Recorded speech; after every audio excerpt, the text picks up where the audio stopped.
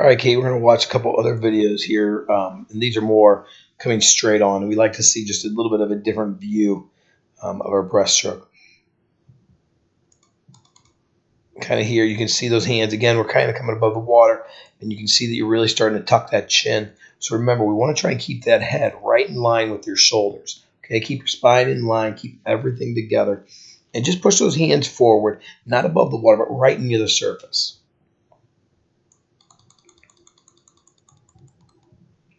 You can see that you're not really finishing that kick, so make sure you keep those hands a little bit closer together, really kind of one on top of the other, just a little bit more overlap, so you finish that kick a little bit better and lengthen out that stroke. And I know we've talked a lot about that on the other videos as well, but it is important to try to remember, and that way you kind of see. All right, just rewind here a little bit. I want you to kind of see how you're looking your eyes a little bit up and your chin is coming forward. If you just let that head stay right in line with your shoulders, your breath is going to be perfect. I mean, it's going to be absolutely ideal. And then you won't have to tuck your chin, and you can see how high those hands are over the water. So don't let that chin fall down. Keep your head just nice and still all the way into those turns, all the way into that breaststroke. The other thing is we got to finish that breaststroke as we come here. You can see legs are still wide apart as you're doing that pull already into your next stroke. And really, once your hands are here, we love that you're pointing out, so we can see that you're pointing your palms out. But that's when that head should start coming above the water, and we can see that right as you get to your widest part of your stroke, and that head finally starts to come up. So work on breathing a little bit earlier. Okay, we got to make sure that timing on breaststroke is good. Nice job of just lengthening the wall. And that's the one time where you can see that you really finish that stroke. So that's excellent. That's what we want to see.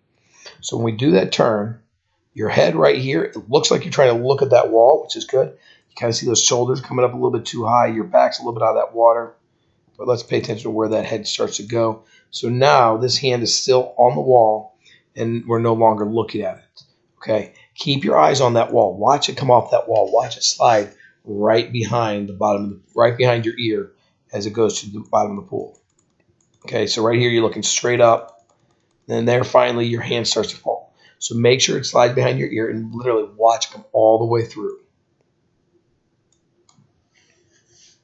Great distance with that dolphin before you get that dolphin kick. Absolutely love. You're waiting 2.5 to 3 seconds, which is perfect. So pull here. You can kind of see as you finish that pull, you can see those hands are out to the side if you look closely.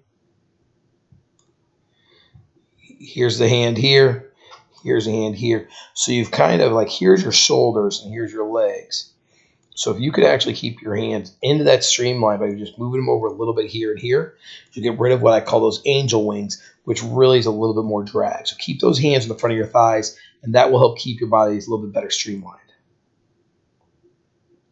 Again, though, great job of that first stroke. You're kind of rushing through a little bit there.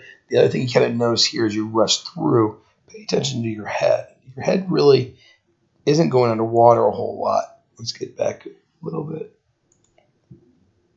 We're kind of rushing almost too much that your head isn't fully submerging underwater.